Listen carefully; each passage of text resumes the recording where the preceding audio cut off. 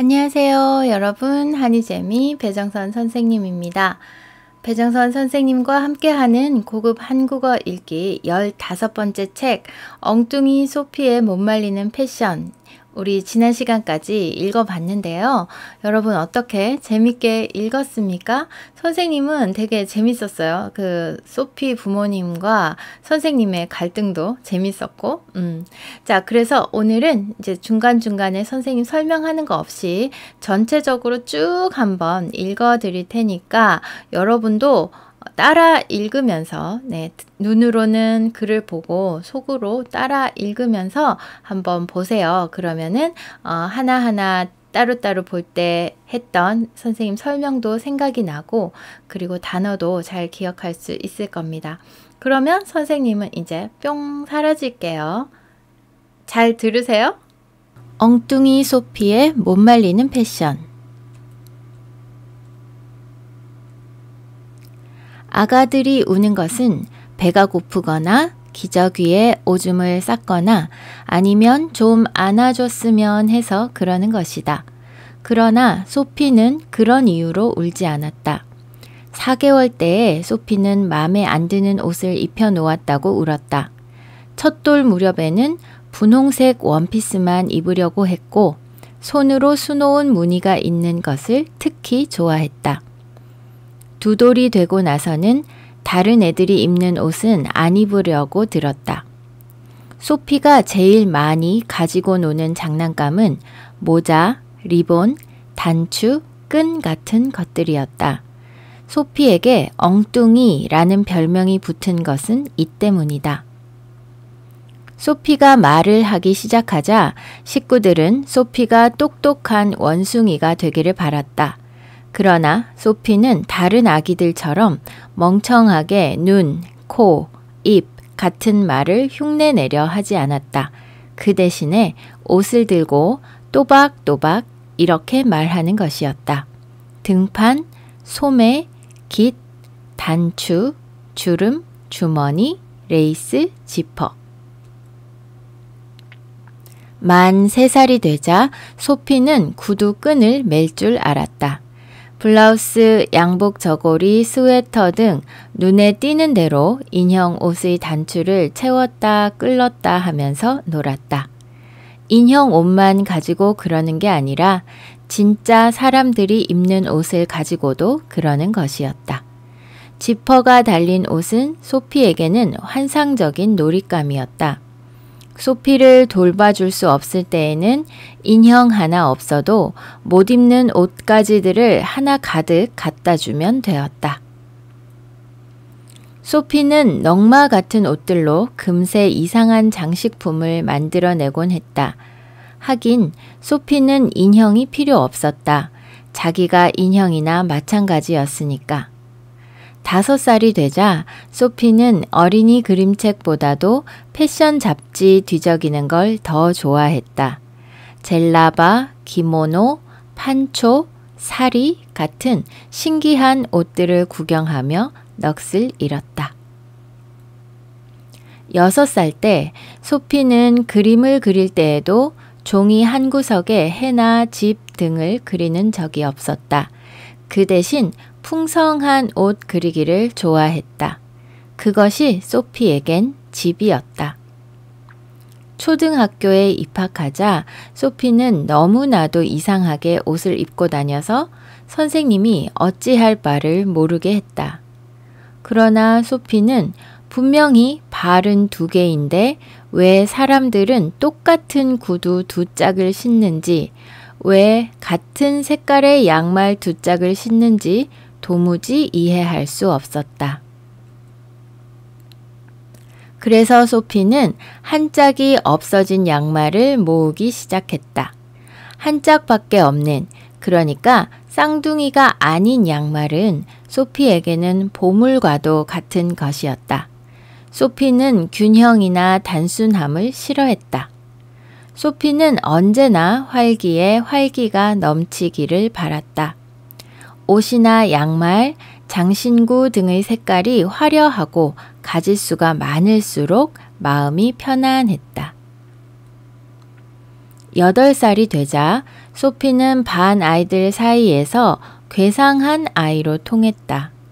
그러나 소피가 보기에 괴상한 것은 오히려 반 아이들이었다.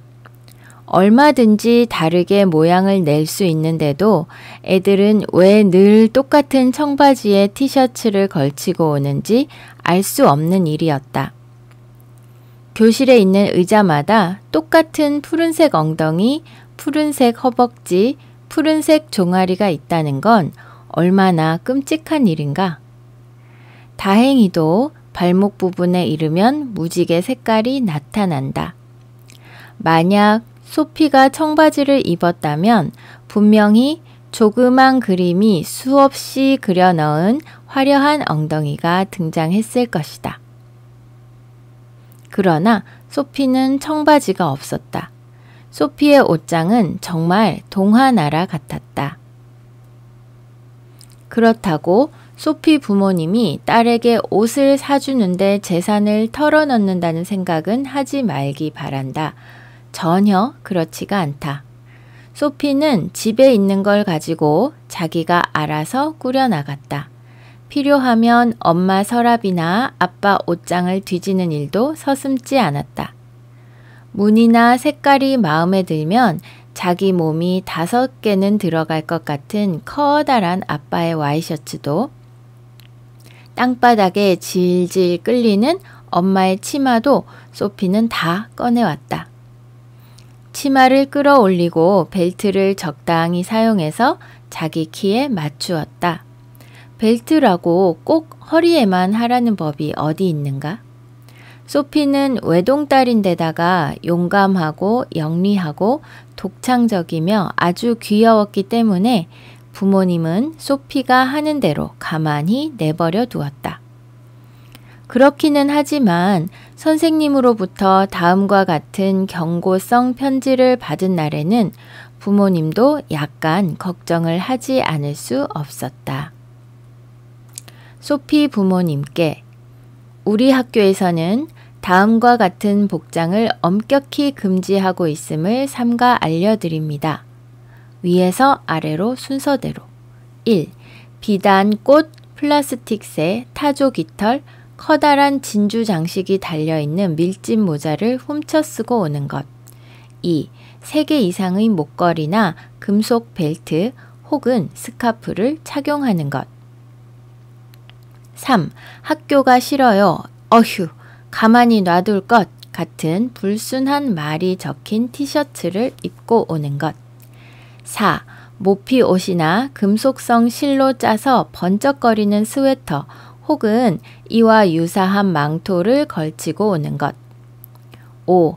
한꺼번에 2개 이상의 벨트를 하는 것. 6.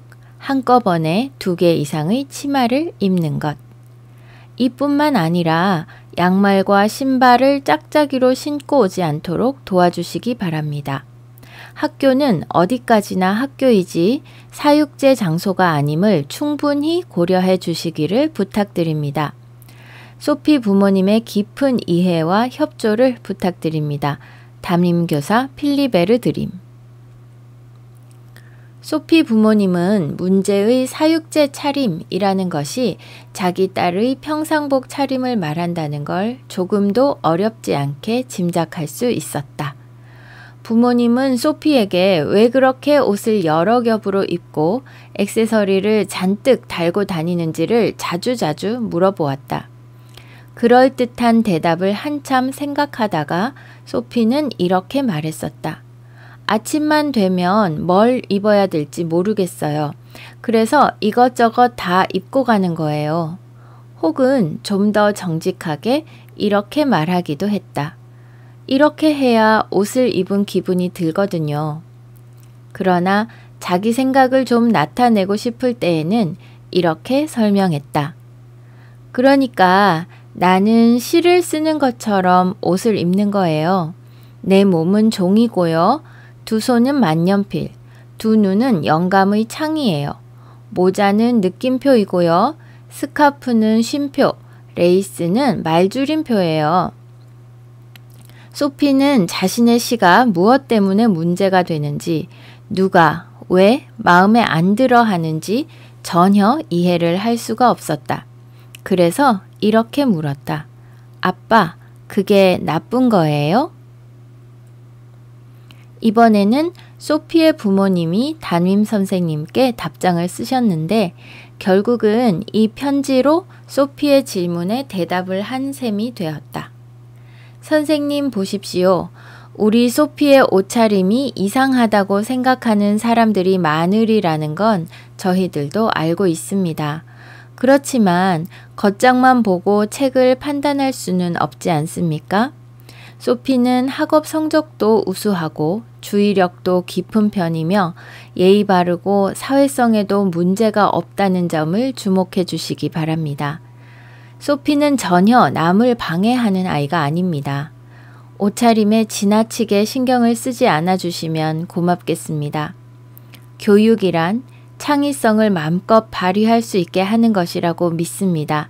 선생님도 이 점에 동의하시리라고 생각하며 소피의 부모 필리필 부부 드림. 하긴 겉보기엔 아주 괴짜 같지만 소피는 누구하고나 친하게 지내는 아이였다. 그러나 친구들은 소피를 놀려댔다. 미쳤나봐. 머리가 어떻게 된 거 아냐? 정말 못 봐주겠어. 정신이 나간 애 같아. 뒤돌아서면 이렇게 수군거렸다. 그리고 앞에서도 서슴없이 손가락질을 하며 엉뚱이라고 불렀다. 선생님까지도 소피를 엉뚱이라고 부를 때가 많았다. 하지만 소피에게 그런 건 전혀 아무렇지도 않았다. 엉뚱이란 별명은 하도 들어서 그게 진짜 자기 이름인 것처럼 자연스럽게 느껴졌기 때문이다. 소피는 엉뚱이란 이름이 나탈리나 베르나데트, 심지어 소피라는 이름보다 훨씬 낫다는 생각이 들었다. 어디 그뿐인가? 엉뚱이란 낱말은 장난꾸러기, 말괄량이, 귀염둥이 등의 소피에게 딱 들어맞는 단어들과 아주 잘 어울렸다. 소피한테는 예절하고는 좀 거리가 먼 버릇이 하나 있었다. 소피는 물건이고 사람이고를 가리지 않고 만지작거리고 쓰다듬어 보기를 너무너무 좋아했다. 그래서 지나가는 할아버지의 팔을 붙잡아 보기도 하고 옆에 있는 사람의 외투를 손가락으로 비벼보며 무슨 천인가 가늠해 보기도 하고 누군지도 모르는 사람을 빤히 쳐다보기도 했다. 소피가 무언가를 하고 싶어 할 때는 아무도 말릴 수가 없었다. 길을 가다가 지나가는 차에서 마음에 드는 아랍 음악이 흘러나오면 소피는 횡단보도 한가운데에서도 뱉꽃춤을 추는 아이였다. 낯선 할아버지가 곁눈질로 자기를 흘금흘금 쳐다보면 가서 이렇게 말했다. 이리 오세요, 아저씨. 자, 맘 놓고 절 쳐다보세요. 어때요? 저 정말 예쁘지요? 어느 날 선생님이 소피에게 도서관에서 가져온 책을 한 권 빌려주셨다. 소피는 그 책을 두 손으로 받아들고는 쓰다듬고 뺨에 비벼보고 가슴에 꼭 껴안아 보았다. 그런데 하필이면 그날이 소피가 잠옷을 입고 학교에 간 날이었다. 밤의 한 자락을 자기 침대의 한 켠을 낮 속으로 가져가고 싶었기 때문이었다. 선생님은 또다시 편지를 한 장 주셨다. 이번에는 타자기로 치고 교장 선생님 사인까지 들어간 편지였다. 소피 부모님께 아무리 생각해도 댁의 따님의 행동은 전문의 관찰이 필요하다고 판단됩니다. 우리 학교 심리치료사인 시몬노 박사님을 만나보실 수 있도록 조치를 취해 드릴 수 있습니다. 하루속히 소피가 정상으로 회복되기를 바라며 부모님의 적극적인 도움을 바랍니다. 안녕히 계십시오. 니스 초등학교 교장. 아주 곤란해진 소피의 부모님은 교장 선생님께 전화를 걸어서 며칠 생각할 여유를 달라고 부탁드렸다. 다음날 아침 아빠는 학교에 가는 소피의 뒤를 밟았다. 소피는 여느 때처럼 아주 일찍 집을 나섰다.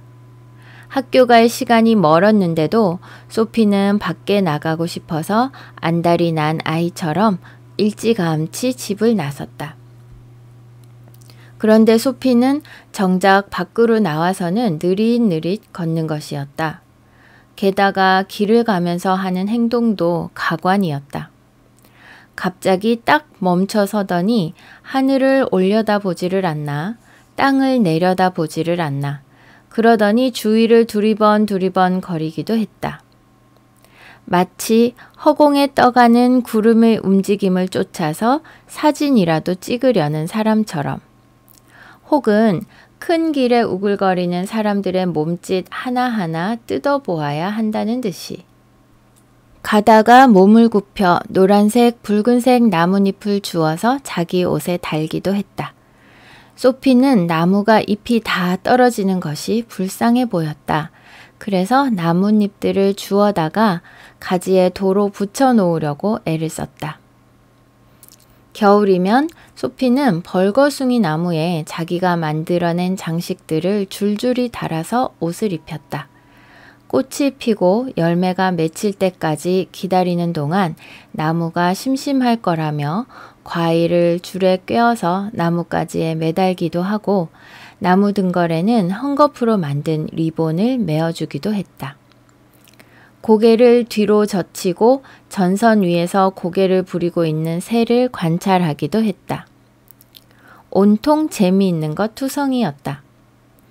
어느 집 베란다를 장식하는 쇠로 된 난간, 지붕, 색깔, 유모차를 타고 가는 아기. 언젠가 소피는 캥거루처럼 아기를 가슴에 매달게 될 것이며 그보다 더 훌륭한 장식은 없을 것이다. 소피는 길을 가면서 눈에 보이는 모든 소품과 그림들을 자기 옷의 장식품으로 사용할 수 없는 것이 몹시 안타까웠다. 소피의 뒤를 따라가던 아빠는 소피가 느릿느릿 걸어가는 이유는 치마를 2개씩이나 겹쳐 입었기 때문이거나 외투가 너무 길기 때문이거나 굽높이가 다른 구두를 짝짝이로 신었기 때문일 거라고 생각했다. 그러나 천만의 말씀, 그건 소피의 습관이었다. 소피가 이렇게 놀면서 가는 것은 거대한 연극 무대같이 보이는 이 아름다운 세상에서 눈에 보이는 것을 하나도 놓치고 싶지 않기 때문이었다. 유유자적하는 것만큼 소피가 좋아하는 것도 없었다. 소피는 아빠가 뒤를 밟고 있다는 사실을 전혀 눈치채지 못하고 느릿느릿 학교까지 걸어갔다. 아빠는 소피가 어떤 모습으로 학교 운동장에 발을 들여놓는지 지켜보았다. 소피는 마치 가난한 백성들의 동네를 방문하는 여왕 같은 태도를 보였다. 그렇다. 소피는 남의 눈에 띄는 것을 좋아했다. 사람들이 자기를 주목하고 관심을 가져주기를 바랐다. 자기가 나타나는 것만으로도 짜잔 소리가 저절로 나기를 바랐다. 이날은 그래도 상당히 얌전한 복장을 한 편이었다. 머리에다 스카프를 쓰고 시골풍의 치마 위에 스코틀랜드풍의 치마를 덧입고 나뭇잎을 덕지덕지 옷핀으로 갖다 붙여서 꼭 텐트를 뒤집어 쓴 것 같은 바바리 코트를 걸쳤다. 손에는 아직도 나뭇잎이 많이 들려 있었다. 소피는 그 나뭇잎들이 100프랑짜리 지폐라도 되는 양 아이들에게 나눠주려고 했다. 남자아이 하나가 소피가 건네준 나뭇잎을 찢어버렸다. 그 아이는 그게 소피의 가슴을 찢는 것과 같다는 사실을 알 리가 없었다. 몇몇 여자아이들은 소피가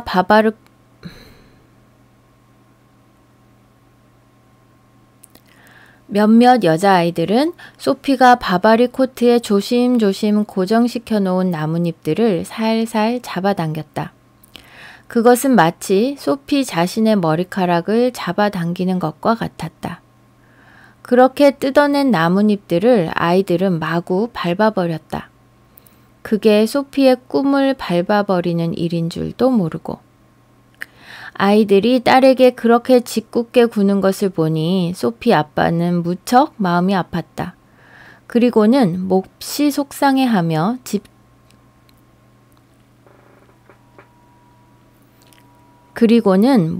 속상해하며 직장으로 발길을 돌렸다.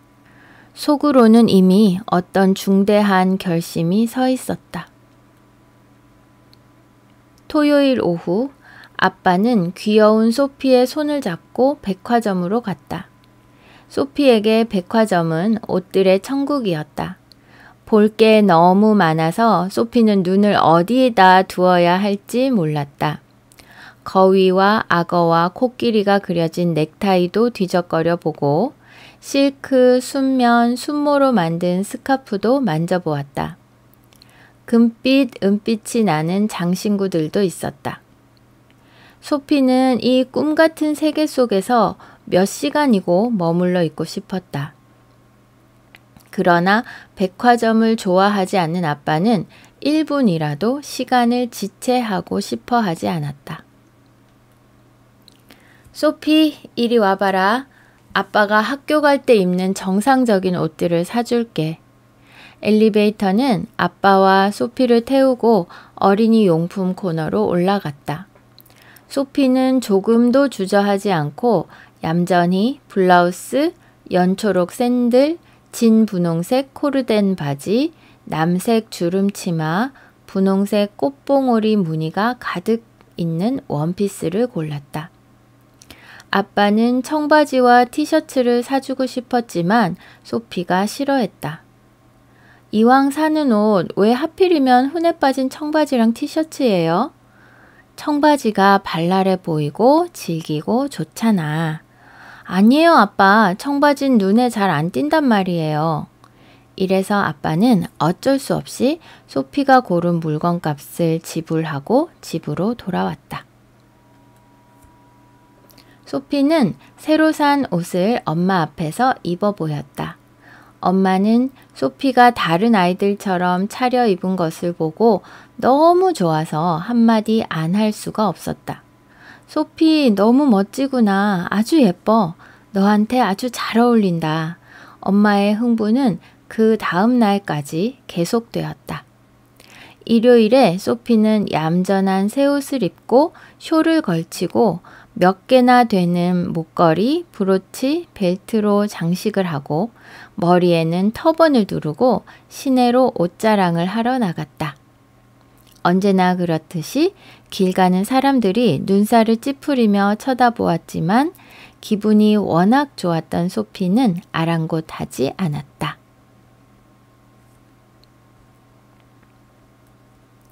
사진사 한 사람이 다가와 사진을 한 장 찍어도 좋으냐고 사진사 한 사람이 다가와서 사진을 한 장 찍어도 좋으냐고 물었을 때 소피는 기분 좋게 포즈를 취해 주었다. 너 누구로 변장한 거니? 변장한 거 아니에요. 연극에 출연할 모양이지? 아니요, 그냥 산책하러 나온 거예요. 터번은 왜 유행이니? 몰라요. 예쁘잖아요. 알리바바가 생각나지 않으세요? 목걸이는 또 왜 이렇게 많아? 걸어 다닐 때 찰랑찰랑 거리면서 얼마나 예쁜 소리가 나는데요. 벨트는 왜 3개씩이나 했지? 이것 보세요. 이건 파란색, 이건 하얀색, 이건 빨간색. 우리나라 국기 같잖아요. 그럼 숄은? 우리 할머니가 사람들이 준 털실 자투리를 모아서 떠주신 거예요. 어깨에 두르고 있으면 할머니 생각이 나서 기분이 좋거든요. 양말은 또 왜 짝짝이로 신었지? 발마다 이름이 있잖아요. 하나는 왼발, 하나는 오른발. 존 비에브라는 아이와 드니즈라는 아이가 똑같은 옷을 입고 다니던가요? 거아와 대는요? 근데 왜 왼발과 오른발은 똑같은 옷을 입어야 되지요? 그럼 이 하트 모양의 브로치들은 다 뭐지? 난 하트 모양을 좋아해요. 요건 입이고요. 요건 웃는 모양이에요. 또 요건 사랑의 표시고요. 사진사는 소피가 하는 말을 다 받아 적더니 고맙다는 인사를 하였다. 곧 다시 만날 일이 있을지도 모르겠다. 안녕. 집에 돌아오니 엄마가 엄한 표정을 지은 채 기다리고 있다가 가만가만 명령하셨다. 소피, 이리 와서 좀 앉거라. 소피는 재판관 같은 엄마 아빠 앞에 가서 얌전히 앉았다. 소피, 내일 학교 갈 때 무슨 옷을 입고 갈 생각이지? 아빠가 한참 생각한 듯이 엄한 목소리로 물으셨다. 아빠도 참, 내가 언제 미리미리 준비하는 거 보셨어요? 내일 아침이 되어 봐야지요. 바람이 불지, 해가 날지 어떨지 모르잖아요. 오늘 밤 구름도 좀 봐야 되고, 내 목소리랑 눈빛도 좀 생각해 봐야 되고요. 우리 소피 착하지? 엄마 아빠 좀 기분 좋게 해줄 수 있지? 그럼요 아빠. 엄마가 끼어드셨다. 그런 말이지. 내일 새로 산 치마랑 블라우스 입고 양쪽 똑같은 스타킹 신고 신발도 짝짝이로 신지 말고 그렇게만 하고 학교 갈 수 있겠니? 엄마가 그러라면 그럴게요. 엄마 아빠는 가벼운 안도의 한숨을 쉬셨다. 소피는 약속을 지켰다. 엄마 말씀대로 옷을 입고 학교에 가는 소피는 아마 완전히 정상적인 여학생으로 보였을 것이다. 27가지 색깔의 리본으로 묶은 27가닥으로 따은 머리만 아니었다면 말이다. 그리고 얼굴에 갖다 붙인 금색, 은색 별이랑 달만 아니었다면 그렇게 보였을 것이다. 소피는 또 손톱에도 각각 다른 색깔로 화려한 그림을 그려 넣었다. 당연하다. 손가락도 각각 다 이름이 있지 않은가? 엄지, 검지, 장지, 약지, 새끼. 소피는 부모님을 속상하게 해드리고 싶지 않았다. 소피도 일부러 그러는 건 아니었다. 그러나 여러 가지 요란스런 장신구를 하나도 안 달면 벌거벗은 기분이었다. 손톱이 제발 색깔 좀 칠해달라고 징징 우는 것 같이 느껴졌다. 이날은 소피네 반 아이들 2명이 소피보다 더 이상하게 치장을 하고 학교에 왔다. 넬리는 뾰족한 모자를 쓰고 머리를 세 갈래로 묶고 왔으며 베르트랑은 목도리를 여러 겹으로 둘러서 멋을 내고 왔다. 선생님은 이것을 보시고 중세 기사가 칼을 뽑듯 다시 펜을 들었다. 소피 부모님 보십시오. 이미 우려했던 바대로 댁의 따님은 우리 학급의 아이들에게 나쁜 영향을 미치고 있습니다. 학교에서는 소피가 퍼뜨리고 있는 옷을 괴상하게 입는 전염병을 종식시키기 위하여 조처를 강구하고 있습니다.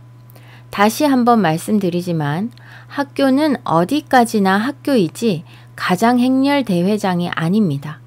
따님의 문제를 다시 한번 심사숙고해 주시기를 바랍니다. 감사합니다. 담임교사 필리베르.